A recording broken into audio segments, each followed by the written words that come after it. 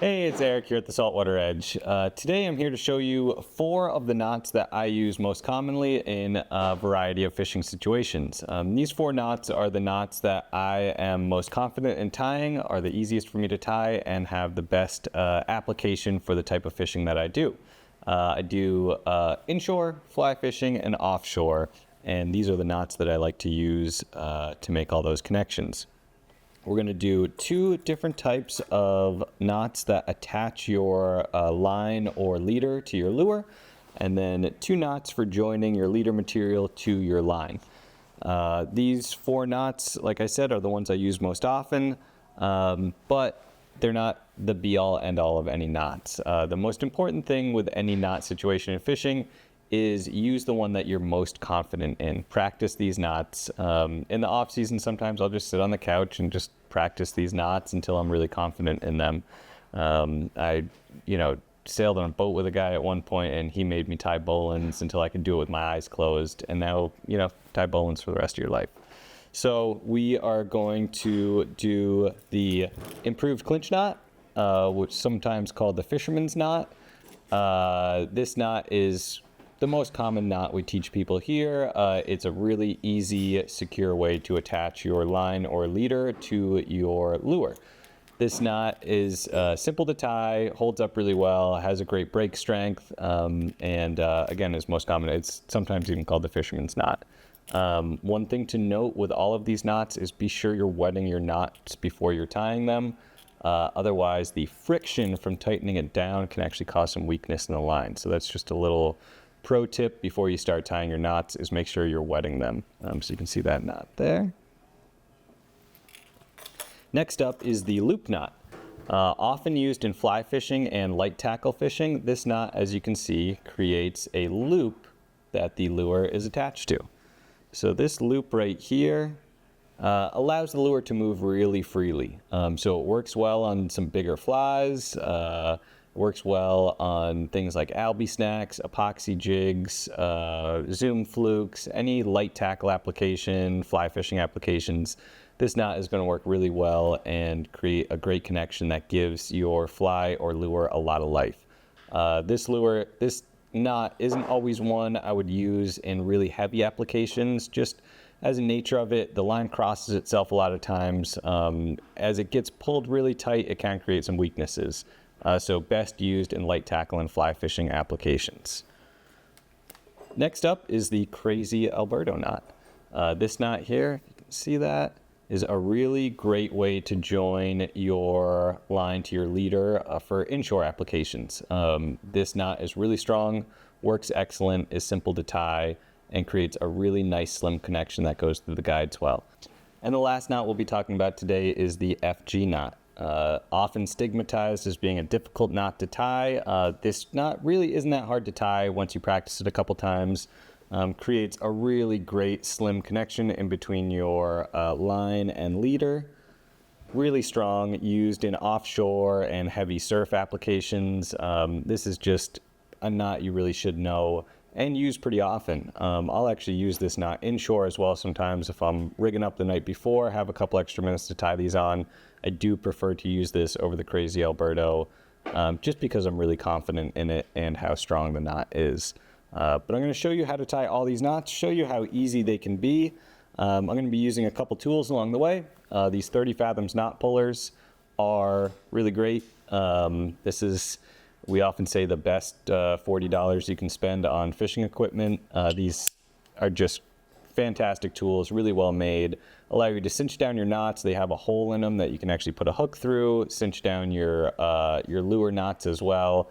Lightweight, stick together. Would really recommend these as a tool to use in your rigging station. And I'm going to be using a pair of these Umpqua nippers.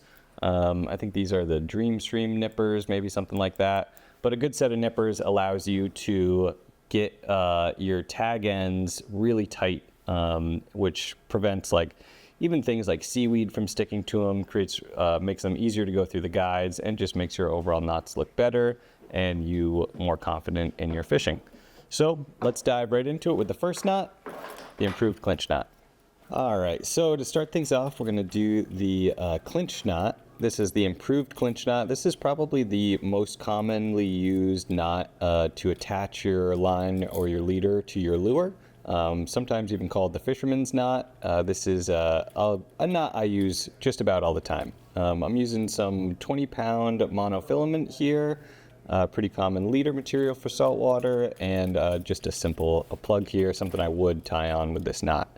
So I'm going to take the tag end of the line, I'm going to pass it through the eye, and I like to give myself plenty of leader to work with on all of these knots. Every knot I tie, having your knot cinch down properly and giving yourself the room to let it cinch down properly is a lot cheaper than a knot failing and a lure flying off. So once your line is passed through the eye of the lure, you're going to wrap that back up 6 or 7 times. One thing to think about is when you're using heavier leader material, you actually want to wrap it fewer times. So next we're going to pass that line right back through the loop that we created. So you can see here the shape that we're working with. And then I'm going to pass it back through the loop again. Is it a lot or not what it is? I'm going to grab the tag end that's passing out now. I'm going to wet the knot. And then I'm going to cinch it down. And I just used my teeth to hold the knot. And there you have it. I'm going to cut that tag end off pretty close. And there you have the improved clinch knot. This knot has a really high breaking strength. One of the most important things on it, though, is ensure you're wetting that knot before you cinch it down, because you will have a lot of friction, and that can actually burn the line and cause weaknesses in the knot. But this is a great knot. All right, so here's how to tie that loop knot. Again, this loop knot's great for attaching to lighter lures or flies, anything you want to impart a little more motion onto. So this knot starts with an overhand knot, and where you place that overhand knot is going to determine the length of your loop. So once you have your overhand knot tied, you're going to take your tag end, pass it through the eye of the lure or fly or whatever you're using. Then you're going to go inside the overhand knot, the loop created by the overhand knot. As you can see, at this stage, this is what it looks like. Then we're going to wrap around the running line 3 times. Come back through that loop we created. And then hold that tag in your teeth, pull it all tight. And there you have your loop knot.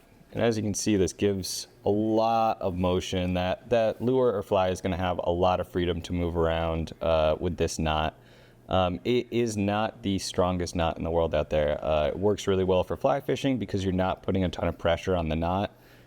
Just as a nature of fighting a fish with a fly rod, you aren't putting as much pressure as you may be on a conventional setup.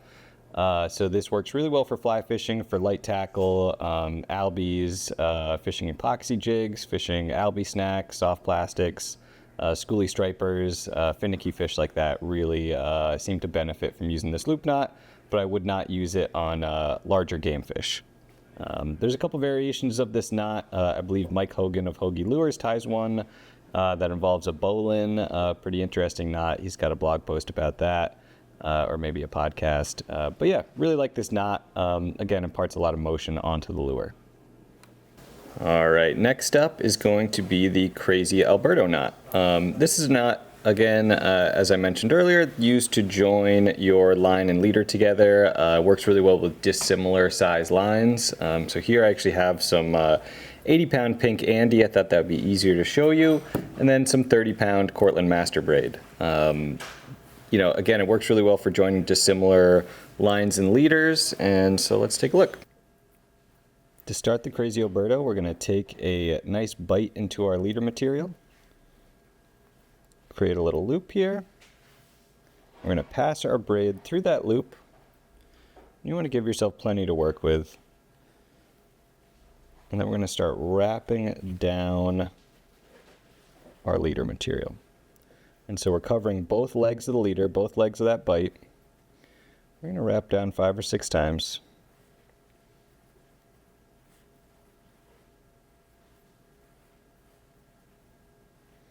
And then we're going to wrap back over those wraps, creating X's.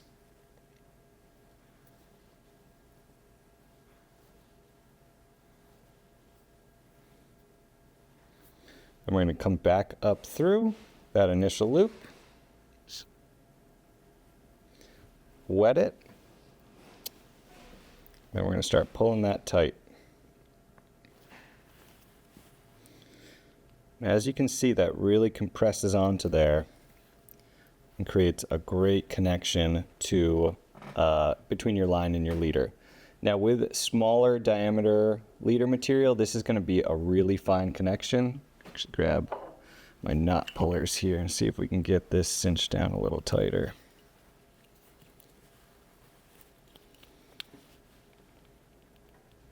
So you can see as you continue to cinch it down, you end up with a really slim, strong connection.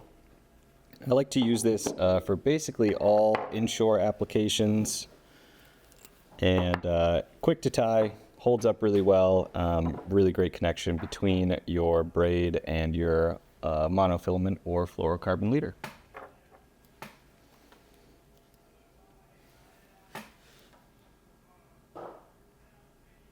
Yep.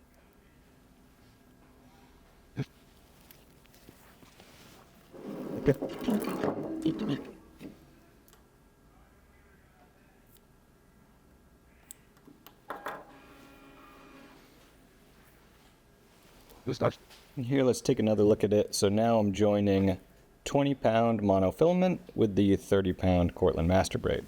So again, it might be a little tougher to see because of the thinner line, but I'm making a bite in my leader material. With this knot, it's always going to be braid around mono because the braid actually bites into the mono to create that connection. So I'm passing it through that loop, giving myself plenty of line to work with. I'm going to start making those wraps down.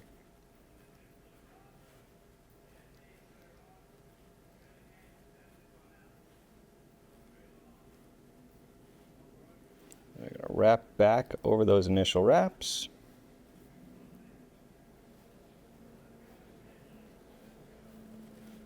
Back through the hole that I made. Wet it and cinch it down. And you can see there, when you're using more similar materials and thinner materials, that we end up getting this really nice compact knot. Goes through the guides really well. You barely will know it's there. And there you go. All right, next up is the FG knot. Like I mentioned in the intro, this is a knot that gets kind of a lot of hype for being a really difficult knot. But there's a couple methods I found that make it pretty easy. I learned this from another video, but you take a bite of line, so I give myself quite a bit here. So you give yourself a nice bite. You're actually going to wrap that around your pinky a couple times to get tension. Wrap. And then you're going to open it up and create kind of a triangle here. So you can see how this is set up. Then you're going to take your leader material. So that would be in your braided line. You're going to take your leader material with, you want to give yourself plenty to work with, but not too long that it gets in the way. So I'm actually going to pass this underneath the line. I'm going to pinch the line, go behind it, twist. I'm going to pull that line back and untwist to the other side. And as you can see, I've just created the first wraps of the FG knot. So then I'm going to pull the line back. I'm going to twist, untwist. And there you can see, I've got another one. And I'm keeping my finger on there to hold tension. This kind of replaces how you would have tension either on the rod in the rod holder or have someone hold the line for you. This method I'm doing here is really nice because you don't need any external pressure. You can tie it while a boat's underway. You can tie it on shore pretty easily with no extra tools. So I'm just going to keep twisting and untwisting. And as you can see, I'm really building that up. There's a lot of theories about how many you should do.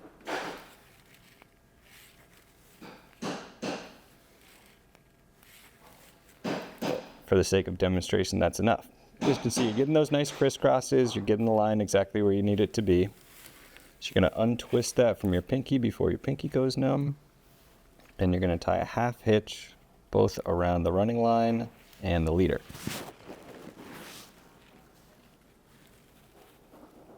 Now your knot is fairly secured. The next step is going to be to tighten it down, and I really like to use the 30 Fathoms knot pullers for this. We found to be the best knot pullers on the market, and they do make a difference cinching down knots like this. So you're going to take that, and you're going to start pulling that knot until you see it change color. Now you can see it just changes color a little bit, and that knot is cinched down. Now the next step is finishing the knot. There's a lot of different methods to do this. I like to do a couple half hitches. So just some half hitches around the line and the leader.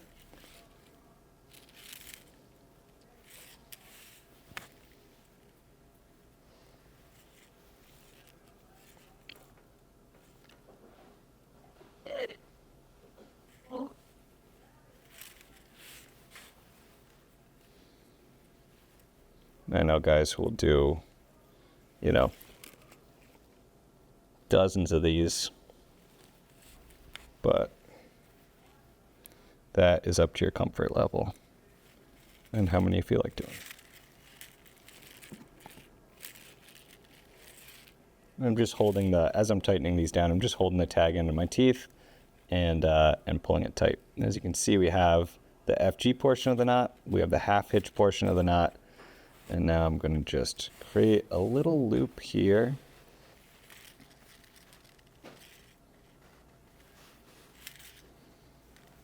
And I'm going to wrap one. Trying to make this visible on camera here. 2, 3. That's honest. Going to tighten that down here, and I'm going to unwrap those loops. And what that is going to do is it's going to actually hide the tag end underneath a couple wraps of braid. So unwrap those, pull it tight, and that is called a rizzuto. You can do more wraps, you can do less wraps, but as you can see, that tag end is now on the inside of the wraps rather than the outside. Grab some nippers, liking these Umpqua nippers. Trim your tag ends. Now after this step, you can add a little drop of super glue. You can add, I actually started using the UV bone dry last season because it really soaks into the threads, holds really strong, and there you have the FG knot. No special tools needed. This might not be the prettiest one out there, but I'd be really confident in taking this knot offshore. Hope you all enjoyed watching those knots. The 4 knots we tied, again, are the ones that I use most commonly. They're not necessarily the most important knots, the best knots, but they are the ones that I use. I'd love to hear about the knots you're tying down in the comments. Let me know if there's a knot I should learn, a knot I should be using more often, and I will give it a try. I do love learning about new knots I haven't heard of or trying new things. So let me know in the comments and I'll give them a try and let you guys know what I think. See you in the next one.